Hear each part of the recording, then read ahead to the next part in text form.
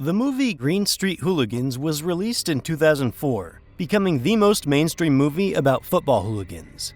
And almost everyone who watched it had one question: were those guys real? I don't want to disappoint you, but no, they didn't exist. However, the creators of the movie were inspired by a very real subculture and real events connected with it. And we, having dug deep into the history of English football, are ready today to tell you about the main features of jolly old England's soccer hooligans, and about those who might serve as inspirations for the main characters of the movie. Learn the real story behind the Green Street Hooligans on the other side of the law. Going to a soccer match in England has only become comfortable and safe relatively recently. The first instance concerning the safety of soccer matches began soon after the First World War, in 1924. Then, in the House of Commons of the British Parliament, a report came up about the final of the FA Cup in 1923, featuring Bolton against West Ham. It was not just a cup final, but also the first game at the newly built largest stadium in the country, Wembley. The arena was built in a hurry. The last construction works were finished only 4 days before the game, and it seems that no one anticipated the excitement. It was impossible to buy a ticket for the game in advance, since you had to pay at the entrance. As a result, the stands, which could hold a maximum of 120,000 people, were packed with 240 to 300,000. Of course, not everyone got a seat on the stands, so some of the fans ended up on the field. Mounted police tried to push the fans at least off the field, but it led to a stampede. About 900 people were affected, and it was only by a miracle that no one died. King George V personally watched all the chaos from the stands. The incident was vividly discussed in Parliament. Then MP Oswald Mosley was the first to use the expression, which decades later would not come off the pages of newspapers: football hooligans. However, by 1924, significant conclusions could not be made from what happened. Everything was written off as an unfortunate turn of events, and the stadiums were obliged to increase the number of passes, install turnstiles, equip the stairs and railings, and, at least for important matches, sell tickets in advance. In those years, such measures were enough. Up to the end of World War II, the level of violence in the stands remained low. But in the post-war years, interest in soccer increased and the number of spectators increased, which could not be said about the number of police officers ensuring order. But the government did not take any systematic measures. It was busy with other problems. The country was in economic and social decline, which led to an increase in juvenile delinquency. Britain was overwhelmed by a wave of teenage gangs that regularly fought with each other. Until the mid-60s, English society did not have a specific problem with violence in stadiums. Moreover, it was believed that English fans were more calm and law-abiding than their counterparts from continental Europe. But very soon, the public opinion changed. It all began on November 6, 1965, when Millwall faced off with another London team, Brentford. No riots were expected at this game, and the atmosphere was calm and even sleepy until a hand grenade was thrown from the stands into a crowd of Millwall fans on the field. A few minutes later, the police found out that it was not a real grenade, only a dummy, but everyone was scared. The press was outraged. In a year, England was the host to the World Cup. The newspaper published several articles with telling headlines: "Crush the bastards," "Flog them," and so on. But quickly the public calmed down.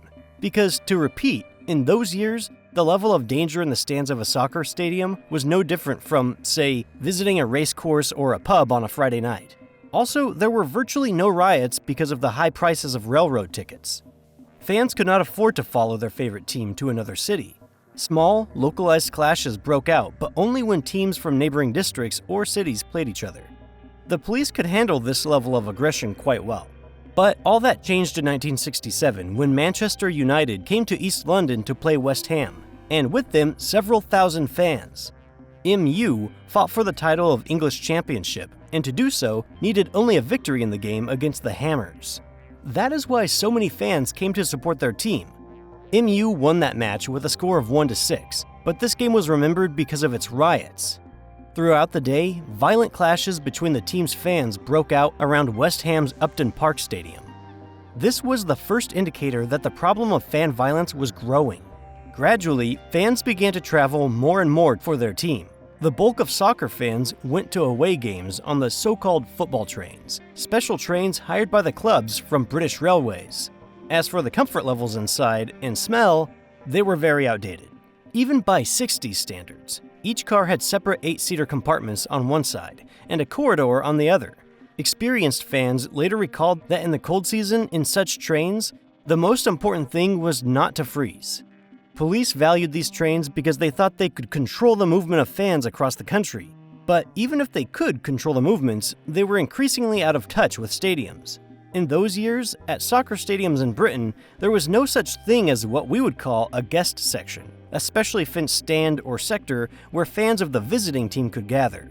That's why fans, who at the time included more than a few skinheads, started to practice seizing sectors in parts of the stadium where the most active home team fans gathered.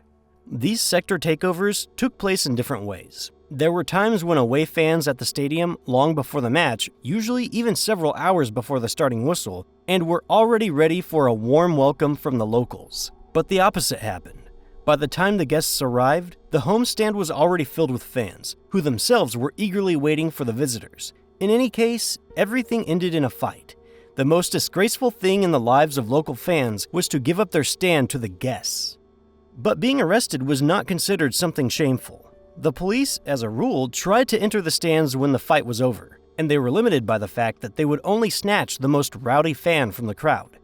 Then the fans' 5 minutes of fame began, as cops had to lead him around the entire soccer field. And if it took place at the home field, without fail, the whole stadium greeted the brave person with applause. Although this tradition was gone by the late 1970s, the makers of the movie Green Street Hooligans decided to recreate it in the scene when Bolivar provokes a stand of visiting fans. Because the police were incapable of enforcing proper order in and around the stadiums, attendance at the games plummeted. People were simply afraid to die or be maimed in the course of fan disputes, especially since despite searches at the entrance, it was not hard to bring weapons into the stadium. So, for example, because of said negligence by the inspectors, tragedy occurred on August 24, 1973. At halftime of the match between Blackpool and Bolton, a 14-year-old Bolton fan stabbed a 17-year-old opponent. Following this, the decision was made to install fencing into the sectors.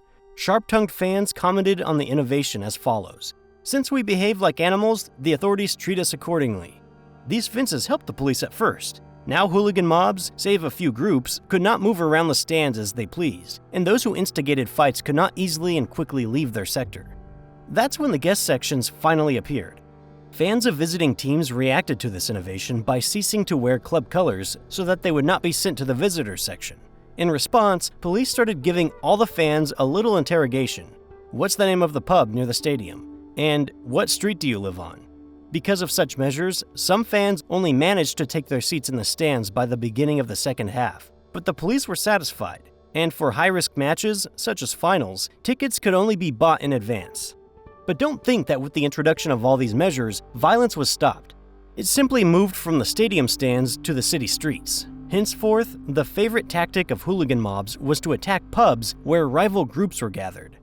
Dougie Brimson, author of the books on soccer hooligans, even mentions such cases when fans of the visiting team arrived in the rival city early in the morning and immediately went to the still-closed pub where they knew that local fans had a habit of gathering. When the locals visited there before the game, they were in for a nasty surprise in the form of enemy fans.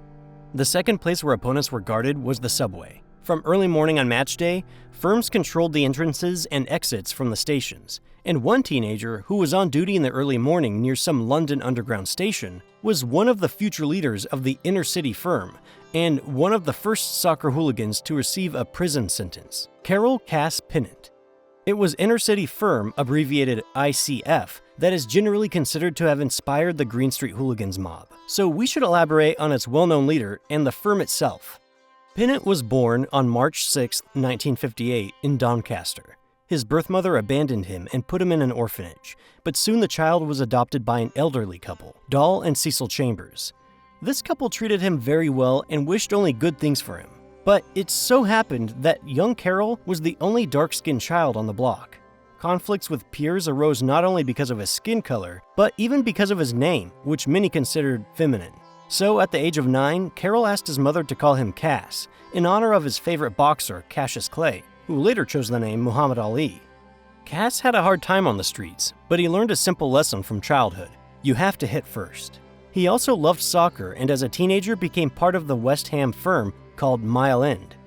It was a mob of young guys from the neighborhood of the same name, from 12 to 20 years old. Although Mile End had a serious reputation in hooligan circles, it was not the firm that became the progenitor of the ICF. That would be Essex and East London, which was founded a few years later than Mile End, around 1974 to 75. Its founders were Andy Swallow, Grant Fleming, and Mickey Ramsgate, and Cass Pinnett would become one of its leaders, so he can be considered one of the people who inspired Charlie Hunnam's character, actually, along with another famous hooligan, Bill Gardner, who we will talk about later. The group borrowed its name from the railroad company, whose trains they often used to reach away games. This, by the way, is not the only example of how the railroads influenced English soccer. One of the Portsmouth's top firms goes by the name of 657 Crew. It was at this time, 3 minutes to 7 a.m., that a train departed from Portsmouth Station for London.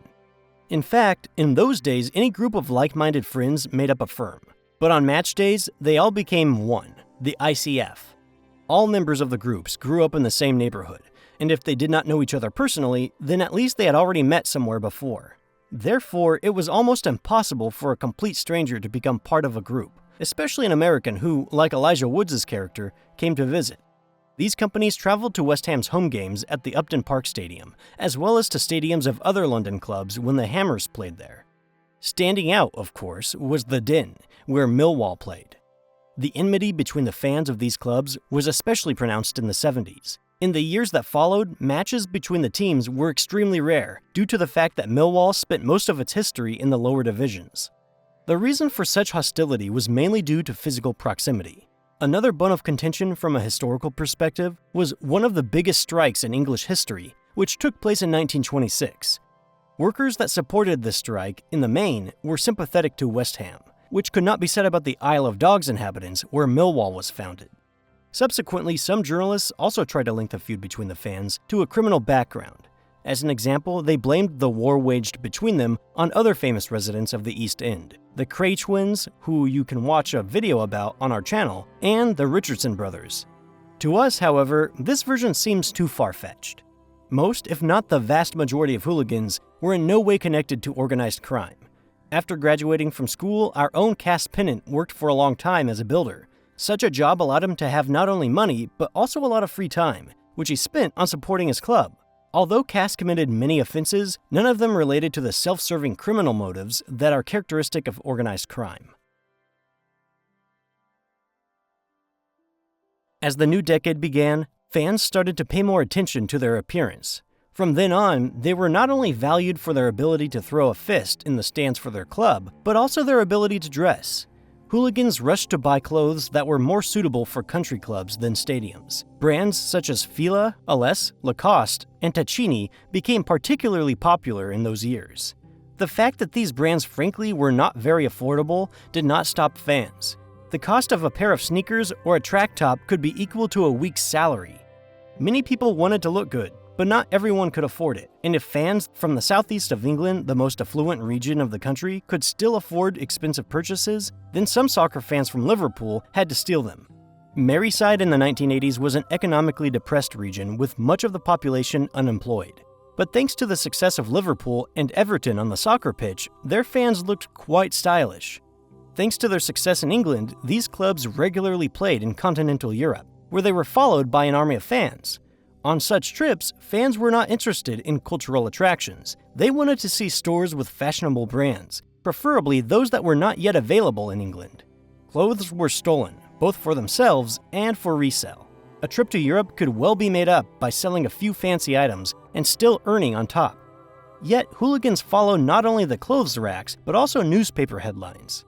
In the pursuit of circulation, the press of those years, especially tabloids, printed all sorts of tall tales about soccer hooligans. In some papers, you could even find fictitious standings, only instead of including soccer teams, they ranked hooligan firms. And although very often the placement of this or that firm on the ranking depended only on the journalist's whim, the hooligans took such headlines very seriously. For example, Cass Pinnett genuinely hated Chelsea fans for regularly making the front page.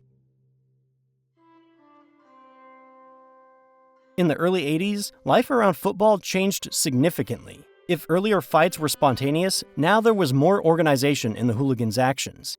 No one wanted to travel hundreds of miles just to watch a dull soccer match under the supervision of police and then go home, so brawls began to be planned in advance. Normally, if the phone number of a firm's leader was known, he was contacted in advance to agree on the place, time of the meeting, and the number of participants. If there was no phone number, then he had to use his wit. Some firms advertised in newspapers that they would wait for their opponents at the agreed place. And if it was not possible to agree with the opponents in advance, the scouts came to the rescue. Scouts were usually inconspicuous teenagers who on match days were on duty in places where one could find lines of visitors before the game. Train stations, metro stations, and entertainment venues. Upon seeing any mob, the scout had to get to the nearest phone as quickly as possible and inform his team how many and where the opponents were. As for the guest mob, sometimes expecting to meet the enemy as quickly as possible, they did not try to hide as much. Another point was that the police were no fools either. Police squads tried to meet away fans immediately upon arrival at the railroad stations. So to avoid sitting for hours in a cordon, fans got off the trains a few stations early and tried to hitchhike to the city. Some firms even began to travel by minibus. This type of transportation allowed them to quickly and comfortably get to the desired city, and the only inconvenience was that after arrival, it had to be parked in some highly secluded place, as scouts could figure out which country the car came from by the license plate numbers. Searches in front of stadiums became increasingly rampant in those years. Fans could be asked to leave a belt or even shoelaces in front of the entrance. It became increasingly difficult to bring weapons into a stadium, so hooligans had to improvise. You might not be allowed into the arena with a knife or a gun, but what about a few coins in your pocket and a newspaper under your arm? A few pence and the day's paper, the thicker the better. Those were all the ingredients needed to make the famous Millwall brick. The newspaper is rolled several times in length. Then the resulting pipe is bent in half. If you had a few coins left after buying the paper, you could get fancy and neatly wrap them in the upper part of the resulting baton. If desired, the same baton could be converted into brass knuckles.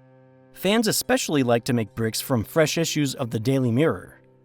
This edition was given such honor due to the fact that in 1978, on its pages was published an article telling how the Chelsea hooligans used this so-called weapon.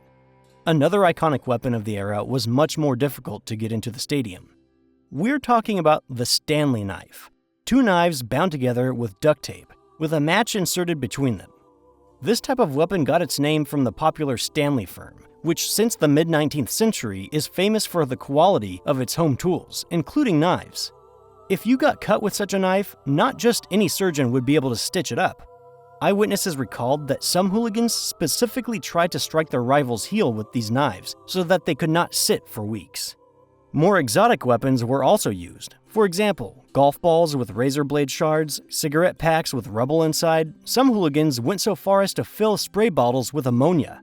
In Green Street Hooligans, there's a scene after the West Ham game where Elijah Woods' character gets caught in an alley with some guys from Birmingham, representatives of the firm Zulu Warriors. They offered to give their captive the Chelsea smile, a cut from the corners of the mouth to his ears, although it's believed that this was first actively used by Chelsea hooligans back in the 80s. In reality, few such cases were recorded. But this technique was appreciated by filmmakers. In addition to Green Street Hooligans, it can be seen in the movie The Firm. ICF managed to make a name for themselves in a short period of time, defeating their opponents from the Chelsea, Newcastle, and Tottenham camps. The day the fuse was lit was considered by Cass Pennant to be March 15, 1980, when West Ham played away at Newcastle. Arriving at Newcastle, ICF's first order of business was to smash the opponent's pub. Pennant himself miraculously survived that altercation when one of his enemies tried to stab him. Then the whole mob went to the stadium, where local hooligans were eager for revenge. First, bottles and darts flew into the visitors' sector. The latter, though painful, could still be somewhat tolerated, but then a real Molotov cocktail flew onto the visitors from London. The clothes of 2 fans caught fire, but it was quickly extinguished and miraculously avoided serious injuries. The Geordie fans from Newcastle were going to beat back, but police took the away fans into a ring where they spent the rest of the match, and then in this same order took them to the railway station. At the station, police officers got the hammers onto the train and left. At the next station, however, all the members of the firm got off, ran across to another platform, and boarded a train bound back to Newcastle. The train was practically empty, so the Londoners seated themselves below window level so that they would not be seen. The train soon arrived in Newcastle, where there were quite a few local hooligans on the platform. They were surprised to see the ICF in front of them, and within a few minutes, the Geordies were defeated. The journey back to London was also an ordeal. The lads cracked open the bar on the train and celebrated their victory. Someone rightly pointed out that in London, the train would be met by police, and anyone who appeared drunk to the lawmen would be in a bind. This problem was solved simply. The hooligans got all the passengers on the train drunk. As a result, as Cass recalled, the approach to London was accompanied by fan songs sung even by those who were indifferent to soccer. The firm's name began to appear in the newspapers more often after that, and one of its leaders, Mickey Ramsgate, thought about how to monetize this popularity. Mickey was the first to print ICF congratulatory business cards. They read the following: "Congratulations, you did business with Inner City Firm." According to Mickey's idea, such business cards could not only be left near the bodies of the defeated opponents, but also sold as souvenirs. Later on, British tabloids wrote that such a business card was on the body of a London Arsenal fan killed in 1982. ICF members did not deny their participation in that clash, but at the same time, they claimed that they did not kill anyone and did not leave any business cards next to bodies. It's quite possible that this is a fabrication by journalists, but ICF decided that they could make some money from the hype. Mickey Ramsgate recalled that he personally sold such business cards in one of the pubs near West Ham Stadium to all incomers, at a price of £1 apiece. As a result, almost all firms in the country had their own business cards. Thus, the guys from the East End became the setters of the whole trend. The ICF can also be considered pioneers of incarceration. In the 1980s, Cass Pennant was one of the first hooligans to go to prison. He was charged with grievous bodily harm and was sentenced to 3 years. There, Cass tried not to be discouraged and took up creative writing, eventually changing from soccer hooliganism to writing. However, back then there was another man who enjoyed authority among the hooligans of West Ham. We're talking about Billy Gardner. He was probably even more an inspiration for the character of Pete Dunham. Bill Gardner was born on January 29, 1954. His father worked at a Ford plant and his mother was a saleswoman. Billy's childhood was spent in the East End, a neighborhood on the eastern outskirts of London, where mostly the working class lived. As a real soccer fan, Gardner fell in love with West Ham as a child. Growing up, Gardner discovered a new side of the sport. He often attended matches with the Mile End boys, and his phrase, "Good afternoon, gentlemen, my name is Bill Gardner," is remembered in many stadiums across England. He always uttered it in the away stands, and a few minutes later, the riots began. He made a name for himself during a trip to Middlesbrough in 1975. Then West Ham managed to take out a good squad of about 300 people and beat the local firm, which exceeded their number of visitors.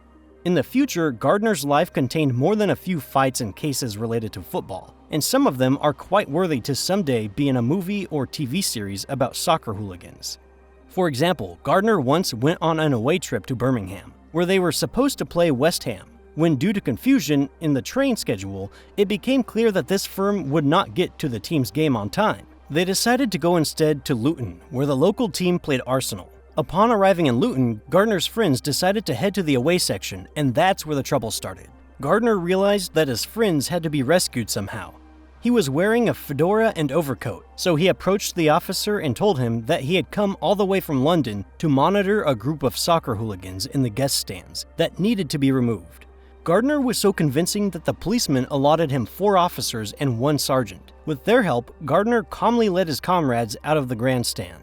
Unlike Cass Pennant, whose soccer-related accomplishments are limited only to England, Gardner was lucky enough to go with West Ham to mainland Europe. In 1981, the team came together in the Cup quarterfinals, with West Ham versus Dinamo Tbilisi.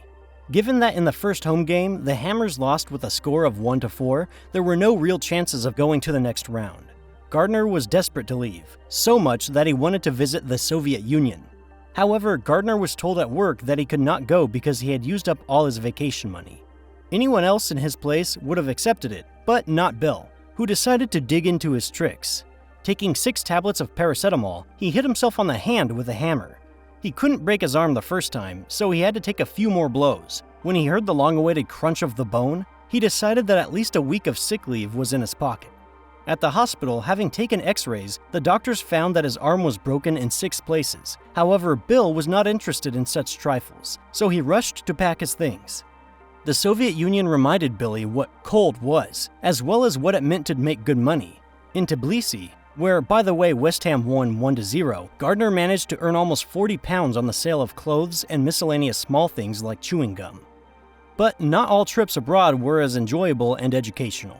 Gardner recalled his trip to the 1982 World Cup in Spain with disgust. It is noteworthy that he went there not as a simple fan back when he worked part-time in a travel company, which entrusted him to accompany a group of English fans in Spain.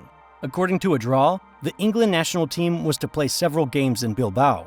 The fans decided to stay in a nearby village called Zarautz, located 18 miles away. Conflicts with the locals began soon after arrival. First, Gardner had to deal with one incident between several Tottenham fans and some pimps, whom he persistently called Argentines in his memoirs. It should not be forgotten that a few weeks before the Cup, the conflict between Britain and Argentina over the Falkland Islands had just ended. The local Basques were mostly on the side of the Argentinians, so soon after the Brits returned to their hotel, it was attacked by locals. Gardner had to endure a real siege, during which he said the hotel was shelled by Basque separatists. It was only after the arrival of the British consul that the conflict got extinguished. Meanwhile, in England's soccer stadiums, the situation was becoming increasingly unmanageable. In the spring of 1985, it seemed that the whole wide world had turned against the English fans.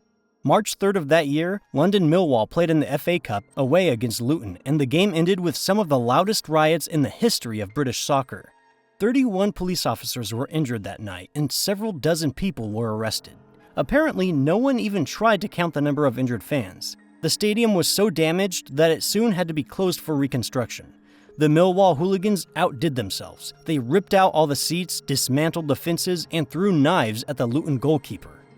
With tremendous difficulty, the police managed to force the hooligans out of the stadium. But the riots didn't stop. On the contrary, they broke out with renewed vigor, only this time on the city streets. That night, there were a lot of burned cars and broken shop windows. But if that incident could still be written off on the unpreparedness of local law enforcement, then 2.5 months later, all of Europe witnessed what a destructive force English soccer hooligans were, and how little was being done in England to curb them. On May 29, 1985, in the Belgian capital of Brussels at Heysel Stadium, the final match for the European Cup was to be held between Juventus from Turin and England's Liverpool. Heysel Stadium in those years was an old wreck with crumbling stands and falling bricks, excellent ammunition for those who liked to throw things at enemy fans. The officer in charge of stadium security did not bother to attend any of the scheduled events, and alcohol could easily be bought near the stadium itself. Liverpool and Juventus sold about 10,000 tickets each, but many more soccer fans came to Brussels than the stadium could accommodate. A few hours before kickoff, fans began to pull into the venue. In the bowl of the stadium, English fans occupied 2 sectors, one of which was adjacent to the one where they mixed neutral viewers and Juventus fans. Actually, this sector was supposed to be completely neutral, but local soccer fans, having read articles in the papers about hordes of angry Englishmen, ditched the match, and the available tickets sold for half price to visiting Italians. The times when a ticket to a Championship League final would cost more than an arm had not yet arrived. An hour before the starting whistle, riots broke out in the stadium. Scousers from Liverpool were separated from the sector by a small wire barrier, which, according to eyewitnesses, a chicken could easily jump over. The English easily overcame this barrier and began pushing the Italians and Belgians. Some fans ran out onto the field, and others crowded on the opposite end of the stand, which could not handle the load and collapsed. 39 people died. To avoid further riots, UEFA made perhaps one of the most controversial decisions in its history. The decision was to play the match in hopes of avoiding more casualties. Juventus won 1-0, but hardly anyone was interested in soccer that night. The events that took place at Heysel unleashed the conservatives. Just 2 days after the tragedy, when the investigation was not even cooking yet, the head of the Football Association, Bert Millichamp, made a statement that next season all English clubs would cease their participation in the European Cup. 2 days later, UEFA, which the British government had in fact untied its hands of, confirmed the ban indefinitely. Thus, in the spring of 1985, English soccer was literally on the brink of existence. Most talented footballers, not wanting to spend the best years of their careers on trips to Stoke-on-Trent, went abroad. Foreigners were not particularly eager to move to the English clubs either. All this led to the fact that in the 1985-86 season, average attendance fell below 20,000 spectators. It had not been that low since the First World War. In 1986, referee Oliver Popplewell suggested the following measures to restore order in the stands. The most important recommendation was to install CCTV and allow the police to prosecute hooligans based on video recordings. It's hard to believe, but previously in UK courts, video recordings were not considered evidence, and somehow the troublemaker could only be detained at the scene of a crime or by obtaining a witness testimony. Clubs were obliged to invest in stadium renovations. In Popplewell's view, many of them were so ghastly that they encouraged fans to become violent, lacking even minimal comfort. But Popplewell saw the most important tool would be a system of club cards and season tickets. Since fans left their personal data when they bought a season ticket, it could help to quickly identify a troublemaker if necessary. The police were not sitting by idly either. Having received a crackdown from the government, it decided to put an end to hooligan groups once and for all. And for this purpose, it infiltrated undercover agents into them. This led to a series of arrests of firm leaders. The government was not going to stop there and tightened legislation. As a result, the number of incidents decreased in the following seasons. ICF felt quite confident amid the new conditions. Contrary to popular belief, not a single undercover policeman was ever able to infiltrate the ranks of the group. The only outsider who managed to gain access to the ICF in those years was filmmaker Ian Studdard. He came up with the idea to make a movie dedicated to soccer hooligans, which could show the audience the underside of football fandom. At first, he wanted to make a movie about Millwall hooligans, but his friend, journalist John Taylor, had already interviewed Cass Pennant, so he decided to make a movie about the ICF. Cass approved the idea, though he warned Ian that he was taking a huge risk. In the end, Ian spent a full 6 months with the ICF. In the movie Green Street Hooligans, the main characters learned that Matt Buckner was studying to be a journalist, panicked, and considered his diary entries as an outline for a future article. But the reality was different. Ian Studdard recalled that the ICF leaders, including Cass, had one interesting feature. These guys, always ready to help with explanations and clarifications, knew how to disappear from the frame in time for the shooting to start. And although at first he took only a camera with him to the meetings, after some time, when the members of the firm got used to him, he began to shoot what was happening on a small video camera. Overall, Ian was able to see a lot of things during his time in the firm, and an hour would not be enough time to list all that happened, so we'll steer away from it, limiting ourselves to one example that was very typical for all his stories. One day, Ian went to an away game against Nottingham Forest. The game was frankly boring. Nothing was happening, and shortly before halftime, Ian decided to go to the concession stand. When he found himself back in the stands, there began what he actually came for, a fight. The director managed to get his camera out and filmed a few seconds of the action, after which he was arrested. The police believed that he was the leader of the hooligans. Ian managed to convince the lawmen that he had nothing to do with the illegal activity, but he had to spend the entire second half in the changing room. Later on, the director said that while filming the movie, he was arrested at least 5 times. When the movie Hooligans saw the light of day in August 1985, it was watched with an audience of 7 million people.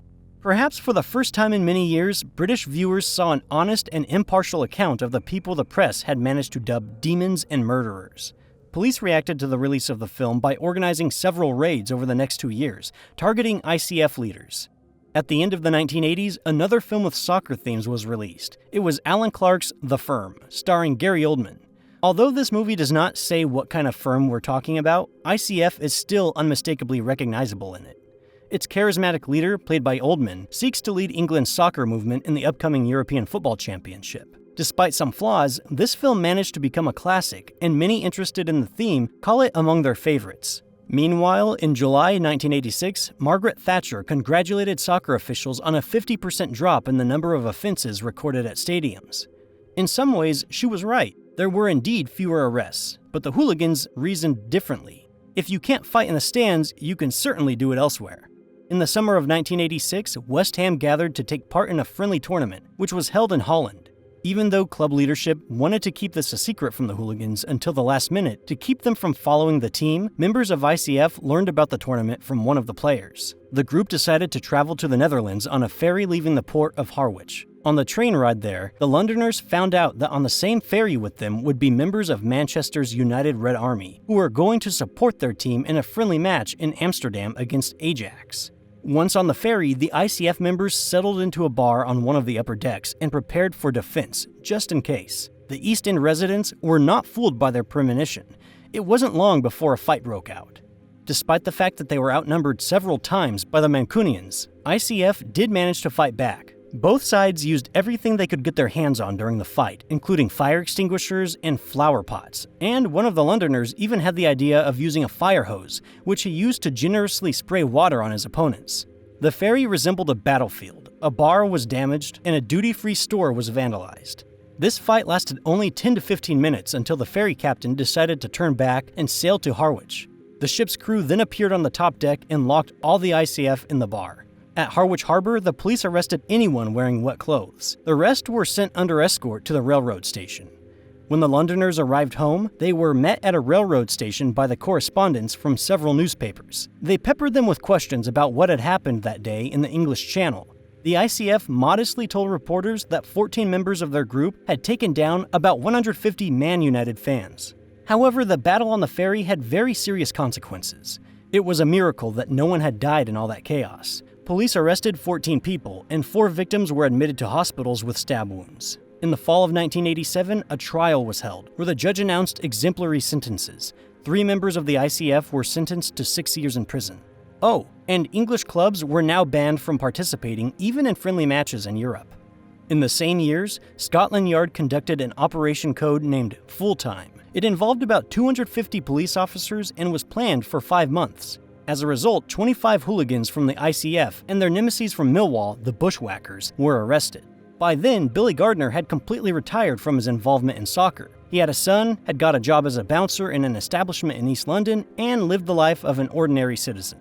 Gardner continued to go to games from time to time, and if necessary, was ready to stand up for the honor and colors of the club, but seeing him at away games was not as frequent as before. Officers came to his house early one morning, showed him a search warrant, and said that he was under arrest because of his involvement with the ICF organization. Moreover, when he was arrested, they all referred to him as the General. According to the cops, Gardner was the leader of ICF.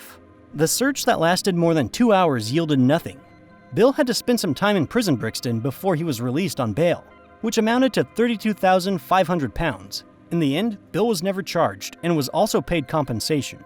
British football, meanwhile, was in for one of the biggest shocks in its history. On April 15, 1989, Liverpool and Nottingham Forest were to compete in the FA Cup semi-final. According to the regulations of the tournament, this game was to be held on a neutral field, so they chose a stadium in Sheffield, Hillsborough. This game could be considered one of the most important in the season, so it was attended by many Liverpool fans from all over England. Shortly after the start of the match, a crowd of fans formed on the streets that connected the stand at Leppings Lane. In order to avoid a stampede, the police decided to disregard ticket checks and gave the command to open the gates that fans typically used to leave the stands. All the aisles in the stadium were filled with people, and the stands themselves were overcrowded. And because they were fenced with bars on all sides, those fans in the front rows were pressed against the bars that separated the stand from the field, and the people just kept coming and coming. When the game started, police noticed that some of the fans were trying to climb the barriers. It was the only way of avoiding getting killed, but the lawmen thought otherwise. They decided that it was angry hooligans wanting to run onto the soccer pitch. The match was stopped, and additional police forces moved to the site of the alleged breach. By the time they finally realized what was happening in the stands, several people had already been crushed to death. In total, 93 Liverpool fans died that day, with several more dying in the following days. Police and journalists stayed true to themselves. The Sun immortalized itself by running a front-page article just 4 days after the tragedy, with the screaming headline, "The Truth." The article said that the tragedy was solely and exclusively the fault of Liverpool fans, who forced or blackmailed the police to open the gates to the stand. And after the tragedy, beat up police officers who tried to help the victims, took valuables from the pockets of the victims, and pissed on their bodies. The journalists were echoed by the police, who claimed that the crush was caused by a crowd of drunken stowaways. It was only many years later, in 2012, that a reinvestigation found there was no evidence that fans were guilty, and that the first investigation had been grossly fabricated to protect police. As for the Sun, to this day, many Merseysiders don't even touch it. In an impressive 395-page report from 2012 into the Hillsborough tragedy, there is just one color photograph. It shows a somber Margaret Thatcher and her press secretary, Bernard Ingham, waiting in the stands at Hillsborough the day after the tragedy. There's nothing in this report that blames Thatcher and her ministers for what had happened, but it shows a much more complex panorama of events that led to the tragedy. It became clear that the measures taken by the government in 1985 had been misguided. The problem with English soccer was not only and so much the hooligans, but also the police, who saw every fan as a thug. Without admitting its mistakes out loud, the government took a series of further measures. All standing places were banned at stadiums. They remained only at the stadiums of the lower leagues. Metal fences around the section perimeters were finally removed. There was also a clear list of offenses for which a fan could be punished. This included throwing objects onto the field or into the crowd, racist or obscene chanting, and a number of alcohol-related offenses. But the most important innovation was that this law could now be applied beyond the duration of a match or the boundaries of a stadium. A fan could now be prosecuted for an offense that occurred within 24 hours before and after the match. And the police finally began to realize that not all fans were hooligans. The forces of law and order loosened their grip a bit. And in the spring of 1989, the hooligans realized that everything had gone too far. After the events at Hillsborough, many of them stopped going to games altogether. And in January 1990, the world saw the report by Lord Taylor of Gosforth, also known as the Taylor Report, which laid the foundations for safety in British stadiums. Thus ended the 1980s for British soccer and the hooligan movement. In the early 1990s, the situation for fans changed for the better. English clubs finally returned to the European Cup, and England was even allowed to bid to host the World Cup in 1998. However, riots in the stands continued. True, they now mostly took place in the stands of teams playing outside the elite division, which began its transformation into the world-famous English Premier League. The fashion changed too. Instead of Alessi, the hooligans started wearing Burberry, Henry Lloyd, and of course, Stone Island. These guys now showed up in the stands less and less often. The reason for this was the increase in ticket prices.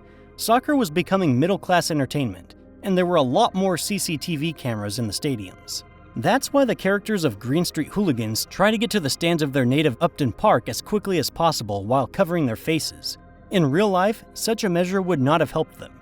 Cameras were placed not only at the turnstiles, but also in the bowl of the stadium, in the stands. The hooligans also changed their fighting tactics. At some point, they noticed that at away games, more often than not, they would run into scarfers. This is the name given to fans who support their team, but are as far away from the violence as possible. Despite the fact that some scarfers could sometimes be quite defiant, to attack them was strictly forbidden. First, beating scarfers instantly destroyed the entire reputation of the firm. And secondly, the injured fan could go to the police. Therefore, the new generation of hooligans sometimes did the following. After tracking down the fans to the exit, they sent them a parliamentarian who offered them a proposition to fight.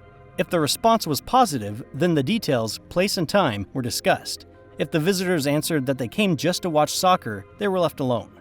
The biggest threat to them on their way out was really an attack by teenagers hunting for the opposing club's paraphernalia. In Green Street Hooligans, the protagonist's problems in England begin when friends from the firm spot him outside the editorial office of a newspaper. Here you can see a reference to a real case, which however was not related to West Ham and ICF, but their enemies from the Chelsea camp. In 1998, British journalist Donal McIntyre managed to infiltrate the ranks of the Headhunters group, and subsequently made a documentary about it. After the release of this film, several people from the firm, including one of its leaders, Jason Mariner, were sentenced to several years in prison for rioting. The Chelsea boys decided that McIntyre should pay for what he had done. 10 years after the release of the movie in 2009, McIntyre and his wife were beaten in a London establishment. Despite the considerable time that passed since the release of his movie, the investigation considered that soccer hooligans may have been the ones behind the attack.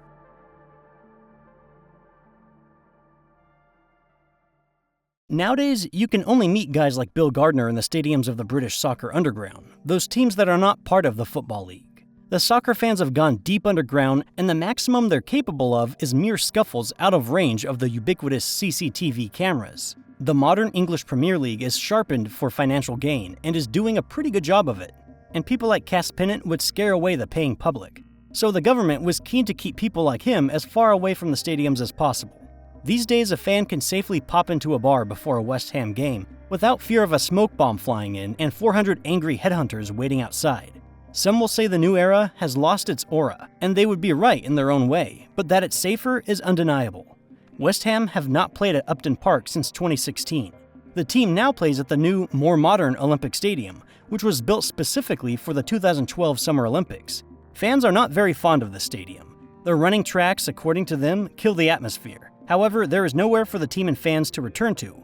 A residential complex is being built on the site of Upton Park. But even at the Olympic Stadium, as in the good old days, before the matches, there's a song of soap bubbles, unfulfilled hopes which continue to nourish the next generation of West Ham fans.